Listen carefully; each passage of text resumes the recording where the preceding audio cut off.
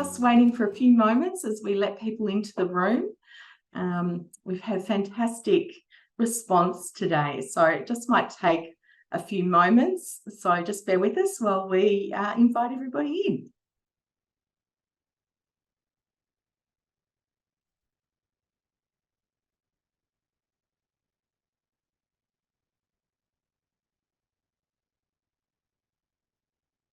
Hi everyone, we're just inviting people in. We'll just be with you in a moment.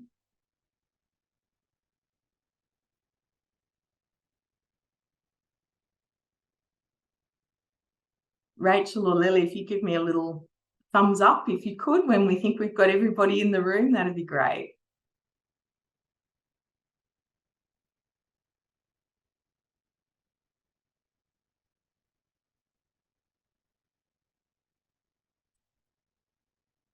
Thanks for coming, everybody. It is so lovely to have you join us today. My name is Amanda Kelly and I'm the CEO of Women's Health Goulburn Northeast, and I'll be your facilitator today. And I'd like to start today's launch of our Care Through Disaster report by acknowledging the traditional custodians of the lands from which we're all coming in today, this vast and beautiful land, and we have people from right across it. And I want to pay my respects to elders past and present, and extend that respect to any First Nations people that are on the call with us today. I'd also like to acknowledge the care and the custodianship of tens of thousands of years of this beautiful land that we have. And today we'll be talking about our land and the way that we live in it as it is today. And I think that we can't separate that from the care, as I said, and the connection that is our First Nations people with our country. And of course, we're on the country too. So it's up to us to be part of that custodianship. And I just want to acknowledge also that it always was and it always will be Aboriginal land. I would first of all like to just give you a brief overview of what this project is about. And then I have my wonderful co-hosts here with me, Millie and Rachel, who will be speaking very soon. So I will introduce them. I'm sure that many of you know them very well. So I think that everybody's aware of the disasters that have been occurring right across the world, and Australia we have had our fair share of them. And Women's Health Goulburn Northeast works in regional Victoria, and much of the land that we work on has been impacted, well, by drought, by flood, by, I'm going to say, locusts and plagues, and bushfires, and then again more floods. And so we've been working in this space trying to understand the impact of disasters on our communities, and particularly for us the way that gender impacts how we prepare for, live through and recover from disaster. And we see, disasters seem to be coming thicker and faster.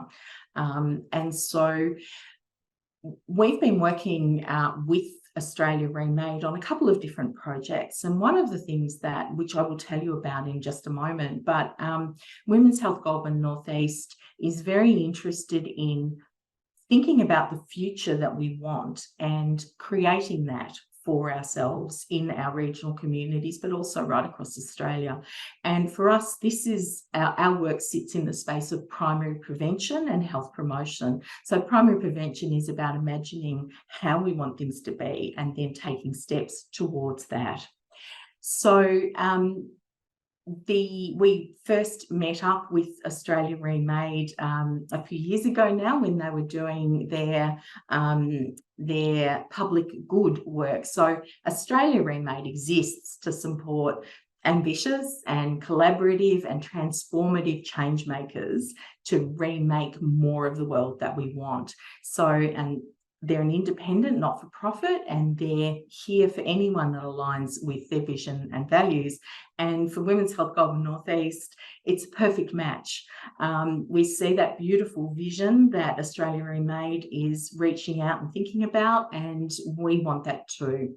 So the public good work in 2022, Australia Remade talked to people across the nation about what they want for their communities, and found that once people's basic needs are met, they want the public good. They want the opportunity to connect with each other, with place. They want to care and be cared for and contribute to their communities. And so we saw that, so we worked with Australia Remade to talk about these different areas. And most recently, with the floods in 2022 across much of Victoria, we started to think about there's the basic needs that people have, of course, through any disaster. You know, they need to be sheltered, they need to be safe, they need to be, you know, that they need to have their basic needs met. And that's a very efficient way of looking at the world. It's a way that we need to get this done, and then we need to get this done, and everybody will be okay. But at Women's Health Goulburn North East, we started to think about the work we've been doing with Australia Remade and thinking about care. And care is one of the key concepts that we want to look at in our work. And often care is thought of as fuzzy or women's work.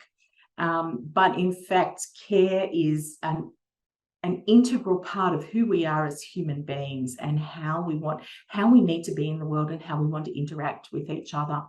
So we came together at Australia Remade, was of course the first people we thought of, and we said to them, we want to understand what it is to care through disaster. And so here we are today, launching our report.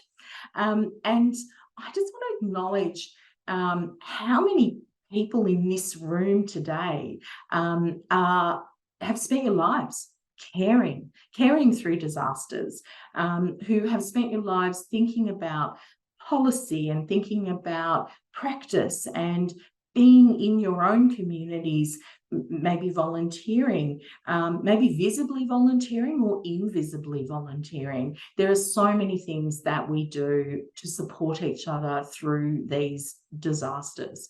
So I want to acknowledge those of you in the room and say thank you for the work that you do. And thank you for spending that time with us today. So as I said, we've got, in a moment, I'll introduce Millie and Rachel. But before that, I've got a tiny little bit of housekeeping. We originally were going to do this as a meeting, so we could see all of your faces and you could see each other and we could interact. But you've got the three of us on the screen, which I'm sure is lovely for you. But please do hop in the chat, and I can see messages popping up. Please hop in the chat. Please introduce yourselves. Tell us which country you're from.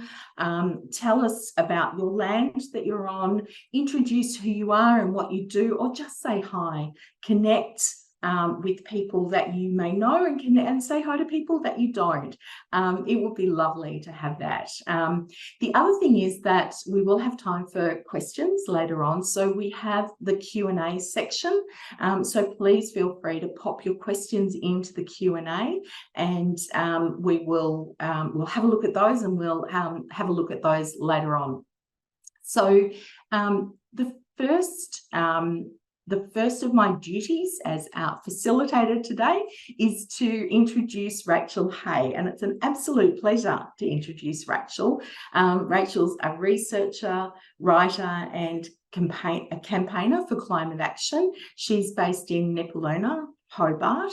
And she's the Research and Project Officer at Australia Remade, and she worked on the Care Through Disaster project. That's actually a very tiny little bit. She drove the Care Through Disaster project and is primarily responsible for what you're seeing our launch today. So in other life, she's secured a $10 million divestment from fossil fuels at Fossil Free UTAS, lobbied to have Tasmania's Climate Change Act strengthened within the Australian Institute, and she pushes the Tasmanian government to reduce its transport emissions with Climate Tasmania. So I would like to hand over to Rachel now. Thank you, Rachel. Amazing. Thank you, Amanda. I am just going to share my screen. I think you might get a little portion of my trip to Europe. Yep, there you go. Okay. So as Amanda said, we know that we're living in disasters now. It's the new normal. And communities know this as well. They've been on the front lines experiencing climate change, fueling floods and fires alongside the COVID-19 pandemic. And again, I think what we've seen is that their response has been to care for each other. So, you know, from sandbagging your neighbour's house to giving them a shoulder to cry on, care is the glue that really holds together when times get tough. So in this increasingly disaster-prone world, it's clear that we need a new approach to disaster management and that we need to focus on this care. So I'm going to talk to you about the conversations that we had with communities about how they want to care and be cared for and what we heard from those communities. So before I do that, though, I just want to acknowledge that I'm here in Nipaluna, Hobart, on the country of the Muwinina people, and that the Palawa people are the continuing custodians. And here, the Aboriginal and Torres Strait Islanders have been caring for community and country for tens of thousands of years. And they've continued to care through disasters, especially that of colonisation. And with no voice to Parliament, I think it's really up to us as people to elevate their voices, including in the context of disasters which often disproportionately affect First Nations people. And I think if we do that, if we, focus on their ideas of care, that not just First Nations people, but non-First Nations people can really be better cared for. So the research that we did over a month-long period this year, we talked to people mainly in the Goulburn Valley area and Northeast Victoria through interviews, a survey and kitchen table conversations. And we asked them, what would it look like for communities to care and be cared for through disaster? And what needs to be in place for this to become a reality? So we had around 100 responses from people who had different experiences of caring through disaster. From those on the front lines at the CFA fighting fires to, someone at the neighbourhood house who helped someone with a feed with a muffin. And we also drew on experts, community experiences and research from around regional Victoria and beyond. And that was because we were mindful of including a range of perspectives whilst also not over-consulting groups which often are over-consulted. I think that blended approach really allowed us to strike the right balance. So in all the conversations that we had, we heard the same three things. For community to care and be cared for through disaster, they need to be seen, safe and supported. So firstly, seen by each other and organisations for their vulnerabilities as well as their expertise, so their needs can be anticipated and their agency respected. So we know that care is the glue that binds us together, both in good times and bad, from moving a tree that's fallen over the road during a storm to making sure those doing it tough in the community have enough food to stock their pantries for the next 72 hours. And when communities truly see each other before disaster strikes, that's when they're more equipped to make sure that no one gets left behind during disasters. So, for example, Hannah, a local resident in Yakandanda, she knew her neighbours simply from talking over the fence, and they knew that she didn't have a car. So when the fires came through, they offered to help her to get her pets out, to get her possessions out. And beyond just, talking to your neighbours, your family and your friends, government-funded spaces and organisations really help to foster the vital community connections that are needed, both in good times and bad. So, for example, neighbourhood houses, they're often a place where connection can be made before disaster strikes, but they're also a really vital place when disaster does happen. And I know Millie's going to say more about the infrastructure of connection in a minute, so I'll leave that to her. And we also heard that, whether it's knowing people whose first language isn't English and who will need translations for emergency warnings, or, to which streets will be cut off during a flood, locals are really experts on their areas. And they really want this expertise to be recognised by those seeking to help them, from the local council to external service providers.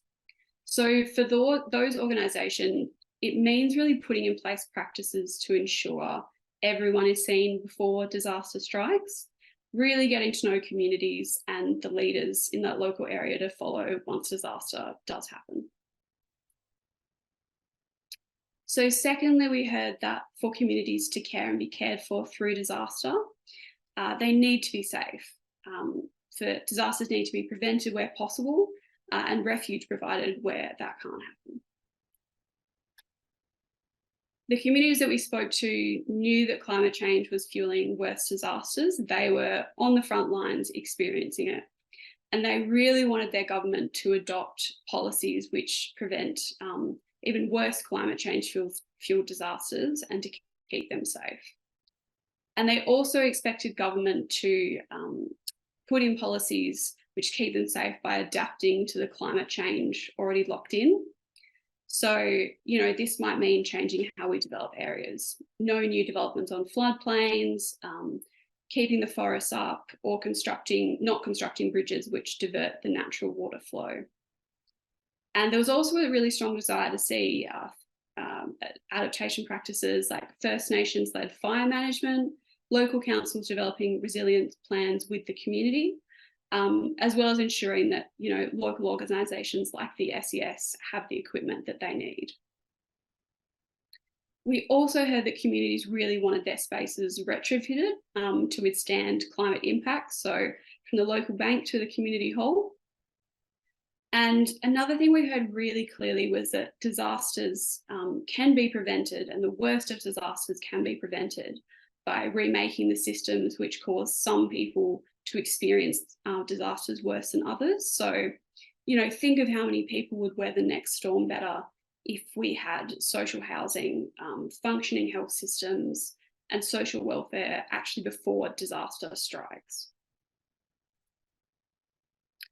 So where disasters can't be prevented, people need timely, accurate and accessible information so that they can get to a safe place. So we heard how when information isn't timely or accurate, it actually puts people in danger. So one story we heard was a warning to evacuate was given on information that was then hours late. It meant that people crossed floodwaters and actually were put in danger by that inaccurate warning. We also heard from different community members that they wanted different means of information. So that could be text messages to ABC radio.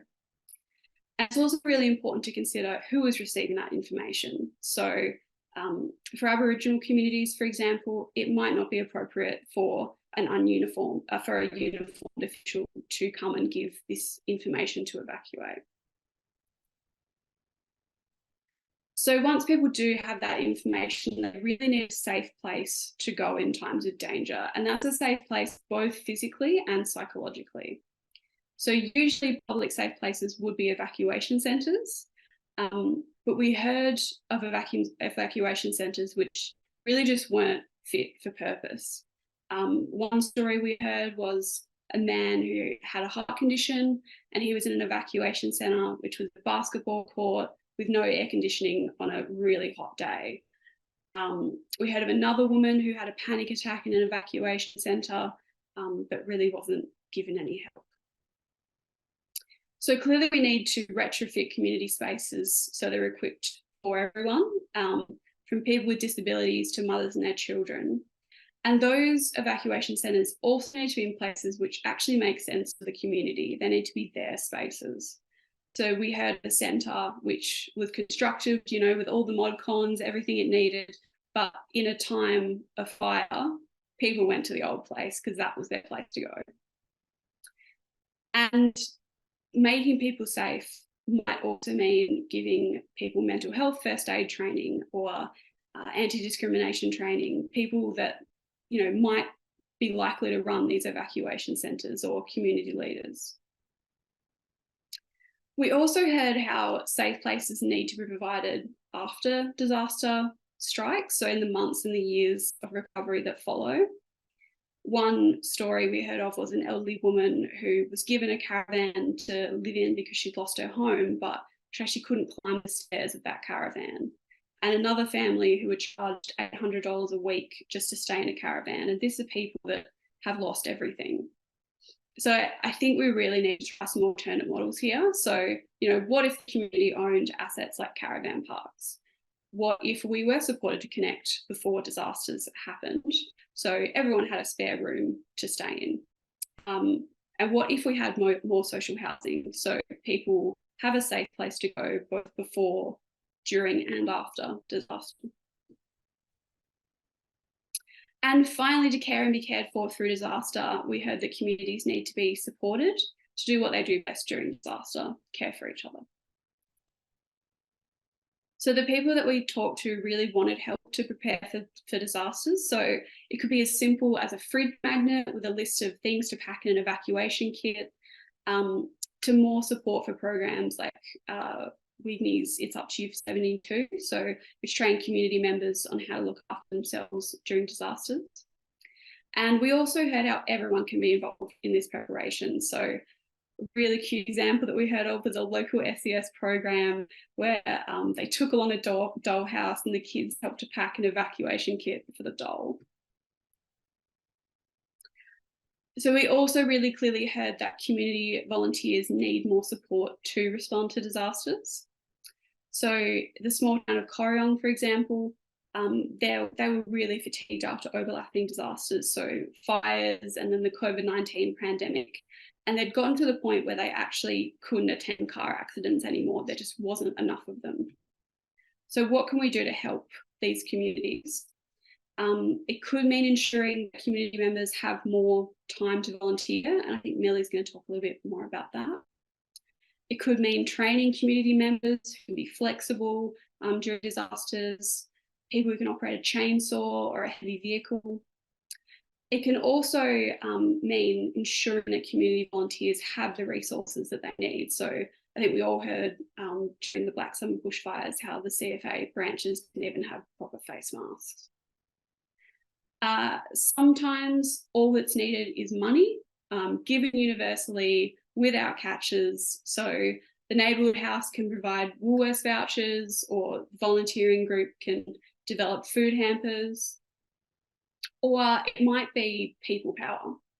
We heard how the ADF often wasn't the right force for disaster response. They have the potential to re-traumatise members of the community, and often they can't take orders from leaders in the community.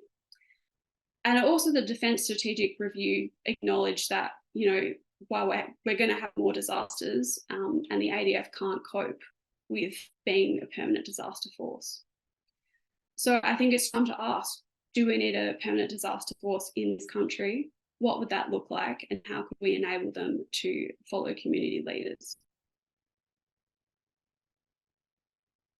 And finally, people want to be supported to recover, as long as that may take. So it can be much longer than people expect, as people take time to process what's happened to them and rebuild their communities. So for example, we heard of local kids who'd only just started to process the trauma from fires a few years before, but the services were being removed. And recovery also may look different to what people expect. So it might be materials to help rebuild your house, but it could also be mental health services, community barbecue, or money to start a local choir. So I just want to finish by saying, in a lot of ways, the things that we've heard and we've talked about aren't new. It's almost obvious that people need to be cared for during disaster, and that they need to be seen, safe and supported. But these are needs that we heard time and time again are just actually not being fulfilled.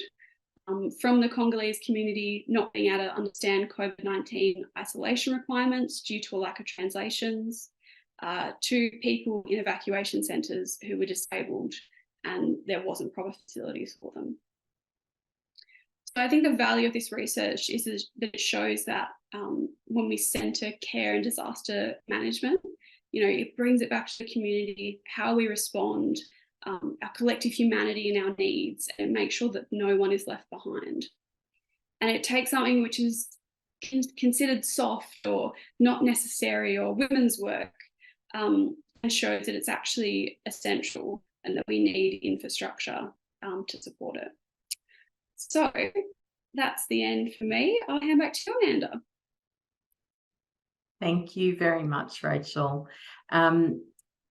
I obviously have read the report a number of times, but it's really good to hear from you, who's collated all of that information and synthesized it and highlighted it for us. And I think that one of the things that strikes me about where we are right now, and this research clearly shows, is that over years we've been asked to and supported by government in many different ways to help us through these disasters, as I said, over many years.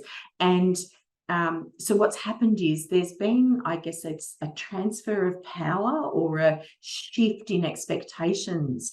And so often our community is seen as unable to help ourselves and unable to support ourselves. But in fact, people are incredible and can support each other and need a helping hand, but don't necessarily need to be told what to do. A very wise colleague of mine said a little while ago, if you understand one regional town, then you understand one regional town. And what you're talking about here is that diversity of needs. And if we only cut to efficiency, we will save people's lives, and that's absolutely key. We need to do that.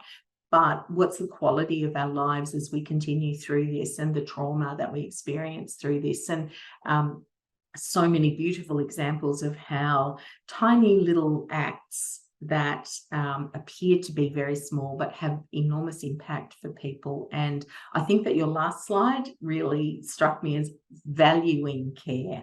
We talk about care, but valuing it is a really key part of what we need to think about when we move forward. So thank you very much for your presentation and all your amazing work, Rachel. I just want to have a little reminder for people that we do have the Q&A section, and I'm glad to see that the chat is now working. Thank you, Lily, for fixing Lily's. I just want to shout out to Lily, who's helping in the background there, chatting away to people and solving problems like getting the chat working. So thank you for that, Lily. But we also do have the Q&A, so please feel free to pop any questions or comments or thoughts that you might have into the Q&A. Doesn't have to be a question. Please make comments as well. So my next really exciting thing that I get to do is introduce Dr. Millie Rooney. So Millie is the co-director of Australia Remade. She is a social scientist, a researcher and champion of participatory democracy and politics. She's also based in Nipaluna, Hobart, in Tasmania.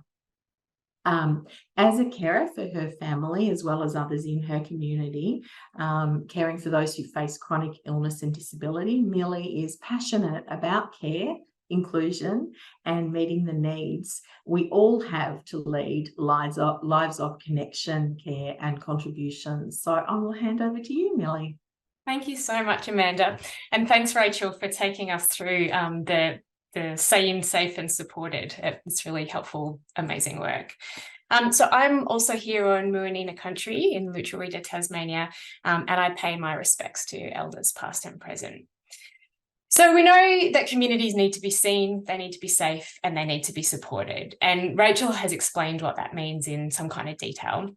I want to put that now in a slightly bigger context about how care and the work Rachel's been talking about actually shapes how we might think about responding to disaster. And so we can no longer be thinking about just responding to the disaster event itself. We need to be reevaluating the way our societies are put together, organised, resourced, and equipped, so that we can better ride these waves of disruption that we're already starting to ride. And as Rachel said, disaster is no longer the exception, it's the norm. And that's really hard and really uncomfortable and really confronting as we come into summer. None of us want a future that is more disruptive or more marked by risk or fear. I certainly don't. But I think the exciting thing about this work is that if we think about disaster through a care lens, it's actually giving us a framework that says, actually, building communities that we want to live in, that I want to live in today, is actually a piece of disaster preparation and response infrastructure. And so it's not like we have to add on, oh, we've got to think about responding to disaster. Oh, is that at the expense of a good life? No, actually, strong, beautiful, wonderful communities are disaster prevention and management infrastructure. And I think that's exciting. There's a heap of things we can change about our communities, and here's an opportunity to do that. Of course, it's going to mean investment from government and from communities, not just in the physical and technical ways we respond to disaster, but also in the infrastructure of community cohesion and relationships. We know that strongly connected communities are much better able to weather the storms.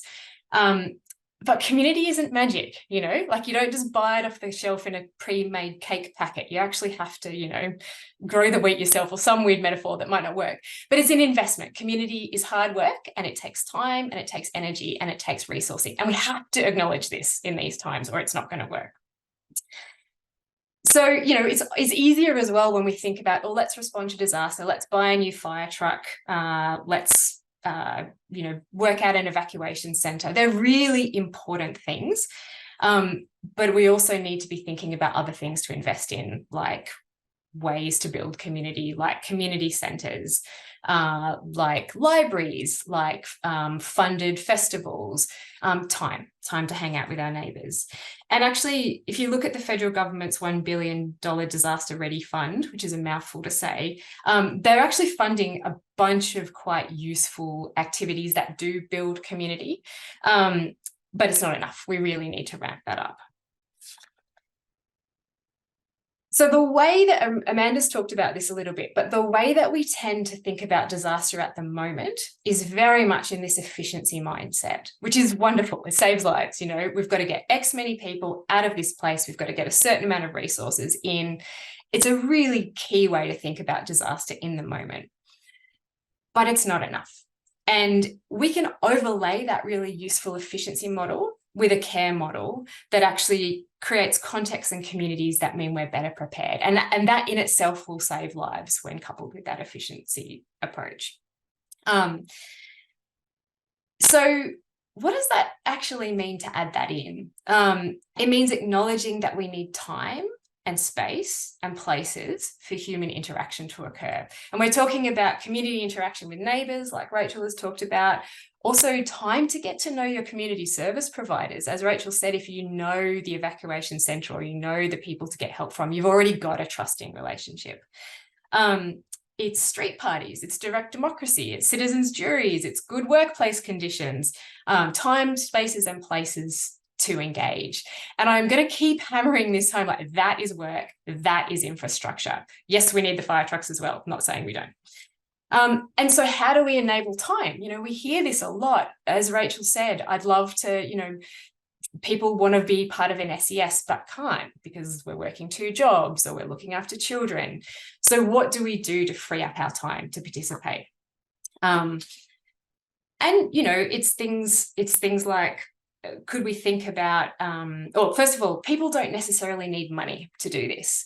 So we haven't heard, and I know there'll be people on the call with much more experience than me here, but we didn't hear people saying, oh, I joined the Volunteer Fire Association if I was paid. It was more, I don't have time or capacity to participate.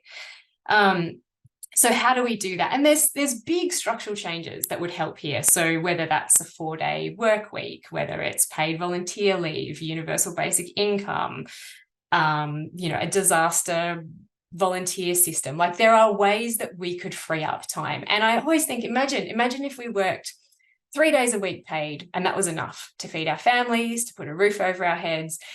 And then in the spare time, maybe you're going to do some art, maybe volunteer at the library, maybe get your chainsaw ticket so that when there's a disaster, you can pop in and be part of that practical surge capacity. Like that sounds like a pretty good life to me, a few days to do some painting or learn an instrument or just have a coffee with someone you haven't seen for ages. So we need strong government support to build that kind of buffer capacity for us to participate. Now, I know a lot of public servants do have access to paid disaster leave, and that's fantastic. Often this is leave that is tied to a particular registered type of disaster leave. So, whether you're participating with the Red Cross or the CFA, and that's great. I think there's a potential there to really open that up so that people are, the time it takes to look after your neighbour's kid because they've been impacted. There's a whole lot of other types of care work and disaster response work that doesn't fit in that traditionally masculine box. We're also seeing quite a few numbers of large corporations offering this type of disaster leave. In some ways, that's great, but I just want to offer a word of caution here that the leaders in that space are financial institutions who are funding fossil fuel investments, which are increasing the disaster risk. So we just need to be a bit wary about, prevention here and what this looks like. And also, I think privatizing and individualizing our capacity to respond and recover from disaster is not helpful. Just because you happen to have a good employer who lets you take time off, wonderful for you, but what about somebody who doesn't have that? And that the way that then leads to inequality and actually fragmentation of society is in itself a risk to how we respond to disaster. Corporations can do a lot of wonderful things like pay their taxes, not contribute to the climate crisis, provide good jobs, good wages. There's other ways we can build that in. So not saying that big business shouldn't have a role. So I think some kind of universal response that enables us all to do the disaster work we need to do. And that support, as Rachel pointed out, support for people to prepare, to respond and to recover needs to be universal. And I say this because we know that strongly connected communities are that piece of disaster infrastructure. They're also just very nice to live in.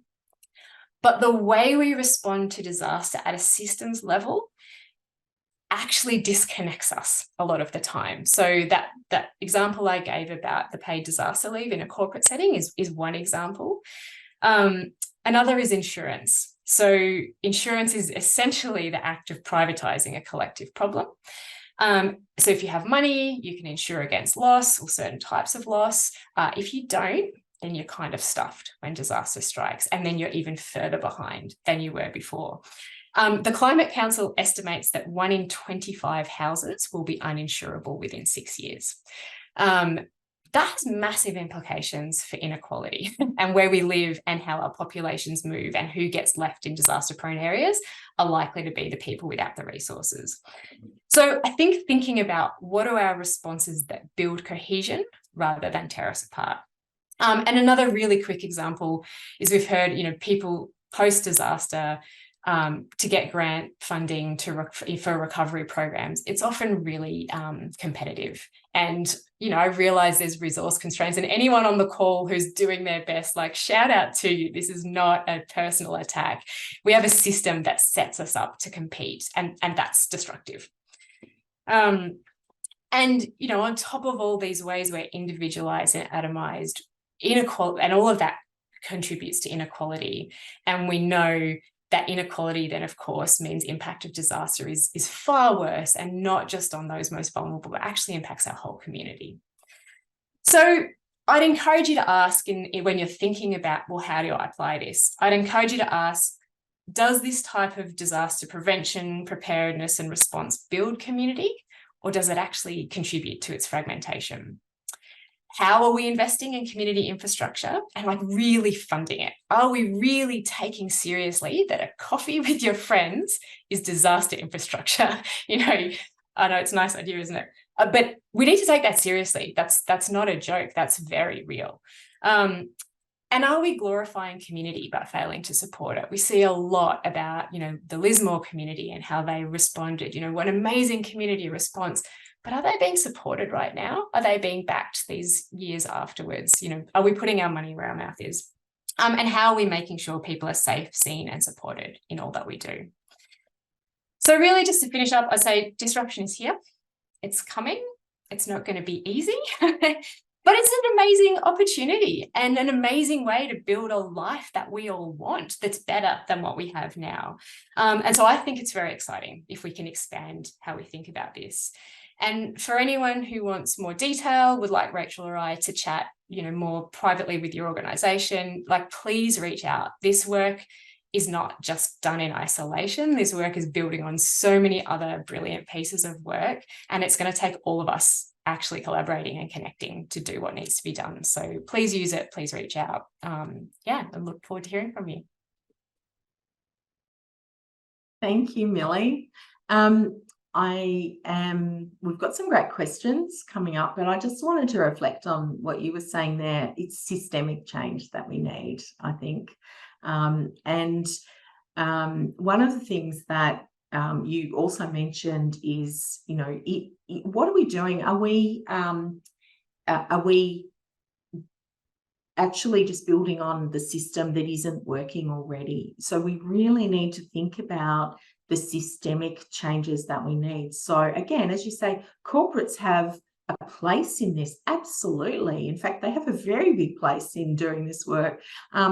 Is it, though, that it is only about providing individuals with 3 days emergency leave or something like that, which is not, again, not to be sneezed at, but is that the best solution that that company can come up with? And I think, you know, as all of us right through the community, we can really have a think about, yeah, are we propping up a system that isn't working, or are we supporting people who are making change, as you say, like in the Lismore community, you know, in our communities here in the northeastern Goulburn Valley, you know, the same thing. There are some, my goodness, there's been some amazing work that our local communities have done. Are they being supported? It sort of seems like a year later, no matter what the disaster is, a year later, the funding's run out, or that people have forgotten about it, or they're on to the next thing. So we need systemic change so that we can support communities, exactly as you say, Millie, to be part of this. And this sort of, I'm just going to take, because I get to facilitate and I get to see who's in the Q&A, this segues really nicely into a question that Carla Lee has put in there. So she's researching intersections between gender and climate and environmental issues at the Women's Environmental Leadership Australia. And her question is, did gender show up as a factor in the research that you've conducted? And my answer is, hell yes, it did. And I think sometimes when you're in this every day, you can, you know, as a women's health organisation talking about primary prevention, there's a gender lens there. And sometimes it just needs to be highlighted again. And I think we've been talking through this about the fact that care is seen as is undervalued, that community connection is undervalued. And while I know there are men who take this really seriously, and many of them volunteer in our organisations, that background stuff that happens, I talked about invisible volunteering, is often women's work. And women's work is undervalued no matter where you go. We are underpaid, we are undervalued. The work that we do is not, you know, just think about childcare, just think about housework, just think about picking the kids up from school, think about making lunches, think about all the caring responsibilities that we have, the emotional load that women often are the ones who take on. And again, it is not, there are men who do this too. So this is not having a go at blokes, because men are part of this and are doing some amazing things in this work. But what we found is that the work that women do is either not seen or not valued. So that's the answer, Carla. In fact, this whole report reflects the fact that care has not been thought about right through our thinking about emergencies and disasters. So thank you for that, and thank you for letting me get on my little soapbox there for a moment. But it's absolutely underpins all of this. So we've got about 15 minutes left, and there's some fantastic questions here. So I'm going to get those out, and we will finish on time. So I'm going to wrap it up about 28 minutes past so that we can say thank you and wrap up. So I've got a question from Alice and Alison, and I'm sorry, just because of the way my screen is, I can't see where you're from, Alice and Alison, but you're interested to hear others' thoughts on the ALT ADF Permanent Disaster Recovery Service. Should it be centralised like our other emergency services, or should it be encouraged to be ground-up response from within the communities? So I'm wondering, maybe Rachel, is there something that you've seen in the research that you might want to comment on? Yeah, I think we heard both, all of the above. Communities, I think, really want the responses for disaster to be centred to them. So I think that means, training up people before disasters so they know what to do in a disaster. They've got their chainsaw ticket. They can be that volunteer force that comes in, and they want to lead disaster response because they're the people that know their communities. But they do really want and need the support from organisations. It's just about how that's given. And I think, we did hear people wanted a permanent disaster force made up of ordinary people, paid or volunteers, who can come in, who have the skills and who can support them in their recovery efforts. Thanks, Rachel. Millie, did you want to add anything there? Really just on the point about one of the reasons for talking about why the Australian Defence Force is not the right organisation to do that. And again, not to dismiss any great work they've done, but it's that thinking about, well, what is the society that we want, and what are the risks of kind of militarising that kind of work, and what are the risks to democracy of that? And I think, Rachel's point about communities wanting to be in control, and we saw, I know, I'm pretty sure it's in Aotearoa in New Zealand. I know there's someone on the call, so you might be able to correct me, but communities are kind of prepared for floods for 48 hours or something like that. And I know in the recent floods, actually no outsiders could get in for at least 72 and maybe longer. And so having the resources available in the communities to respond is really important. And that's partly why I was talking about that, working paid work 3 days a week and the rest is sort of buffer capacities, because you can't suddenly become your community's emergency response if you've got 3 jobs and doing all the childcare. You need a buffer, and much as I hate to say it's, your drawing time that gets out the window during a disaster, like that is the least important time. So I think, again, it's having this central, supporting our communities, from the state level or federal level, but having communities be able to respond to their own context. Thank you. Thank you for that question, Alice and Alison. Again, just moving my screen around.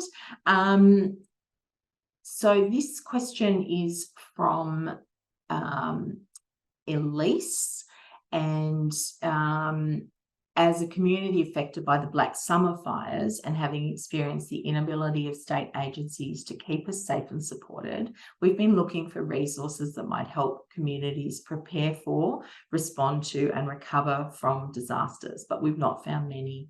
Are there any resources, kits, manuals, best practice examples out there that might practically guide local communities and neighbourhoods to work together? And this actually ties in with another question from Danny. So she says we're talking about organisations and how we can support change together. So what's one small action that we can take as individuals to support this care work? So I'm opening that up to either of you. I think that the best thing that communities can do to figure out how they can prepare for disaster. I don't know if there's any guides, but I know that there are a mass of stories from communities about how they've gotten through it, what they've done. And I think that they are really inspiring as well as instructive examples. So, for example, I know, and I'm going to out myself as a Tasmanian here by not being able to pronounce this, but I think it's Tarnagulla in Victoria. They have developed a community resilience plan. I heard as another story from Goulburn Northeast region about the Lighthouse Project, who are a great community organised volunteer group. About 200 people during the floods came together and put food packs together for people, and even lended people their cars, lended a mother a car so she'd get to work. And another great one is there's a podcast, Custodial Care, about the Corriedale Flood Hub, and that has some really great insights for how we can care for communities through disaster. And I think slightly different answer to Danny's question. I think my answer to that of what individuals can do would be just start talking about care and how important it is, and valuing it, and the care work that is done and the care work that needs to be done to get us through hard times. Thanks, Rachel. I was thinking, where on earth is she talking about in Victoria? And so thank you for those in the chat. It's Tallangata that we were talking about. So you were sort of close. Thank you. Now, there's you've actually sort of half answered this, I think, Rachel. Simone Abbott mentioned that there's so much in social media that fragments communities.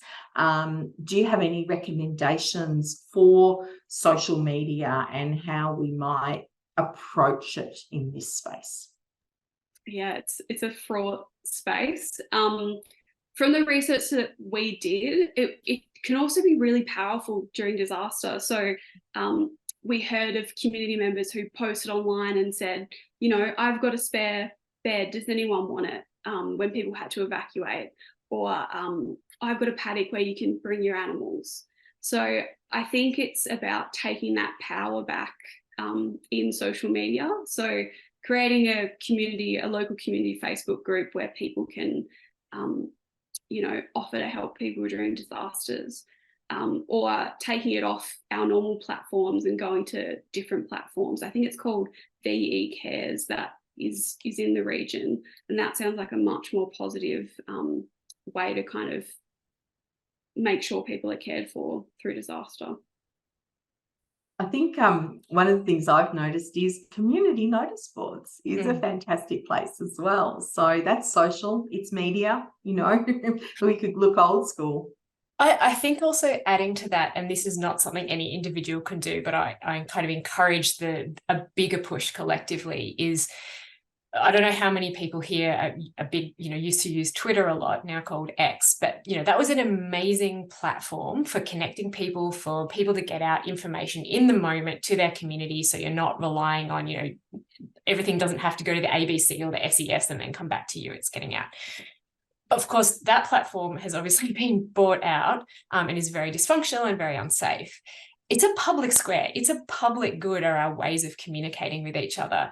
So what would it look like if we had a digital public square that was community owned, government owned, that allowed us to connect? Like that, it would be another piece of disaster infrastructure that would benefit, would deal with a whole lot of problems with democracy, it's what are the solutions that aren't just focusing in on this moment of disaster, but change the whole context we operate in and just make it normal, but that's how we can connect and how we can connect well. So I think, again, if you're in a space that is thinking about disaster, keep pushing these things up as well while you're doing the immediate work. Unfortunately, not to add to your workload, but we need to be doing both of these things.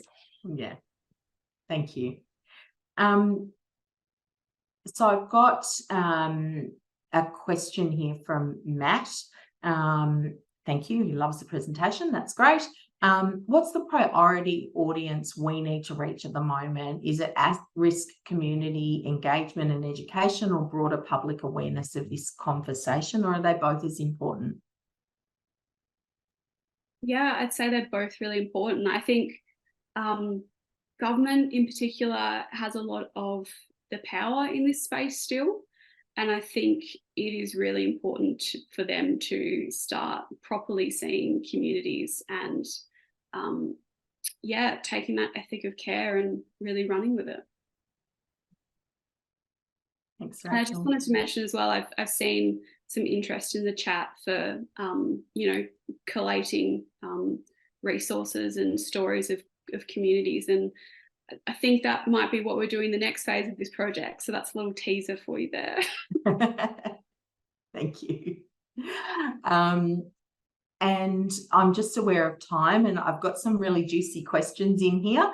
One of them is around from Hedda, who's talking about the role of local government and does local accountability reforms have a role to play? And I'm just mushing them both together.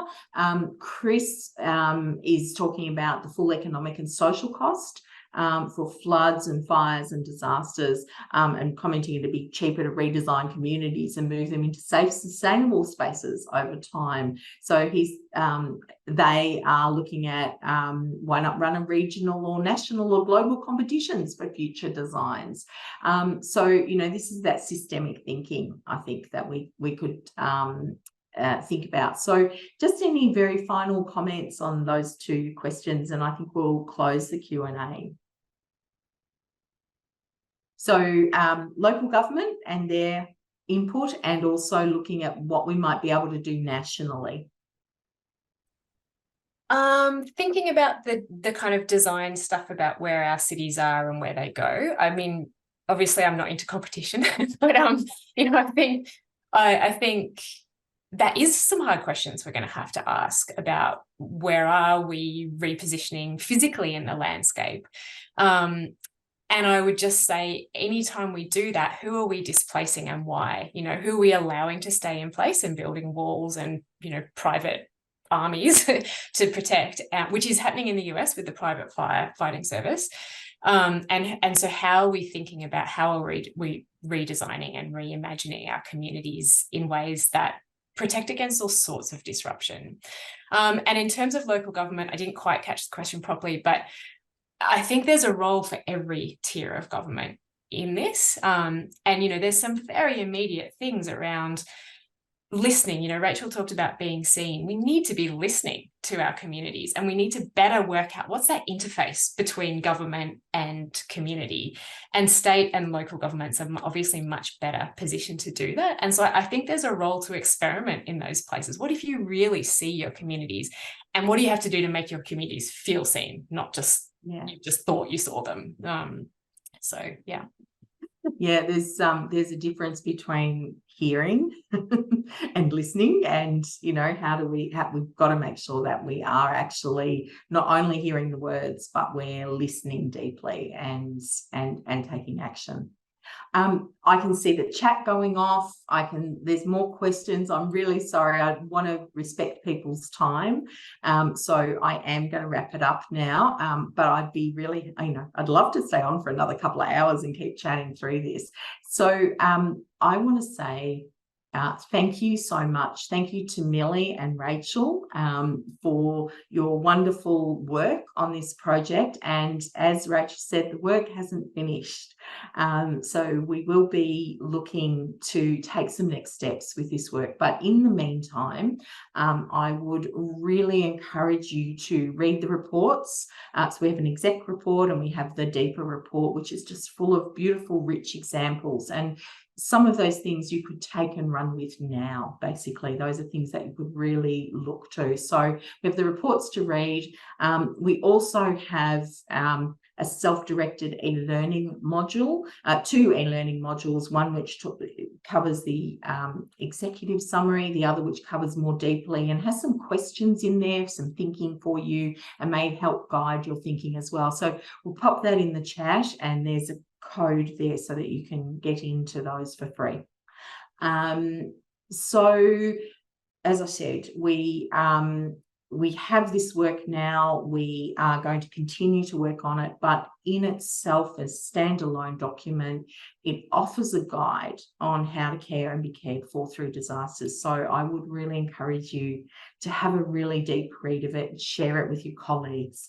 And if, as Millie said earlier, the offer is also there from me as well. If anyone, you know, Millie and Rachel obviously have deeply worked on this, but we've worked on this together. So if anyone would like to brief their colleagues, talk to their community, please get in touch. We'll see what we can do. It's really important for this to be socialised and thought about. So as I said, we're going into phase 2, and so you'll be hearing from us again. And I just want to thank you so much for spending your time with us today. It's just been lovely to be here. Wish I could have seen all your faces, but could see all the wonderful comments in the chat. So thank you, everybody, and have a lovely rest of the day. Goodbye. Thanks, everyone.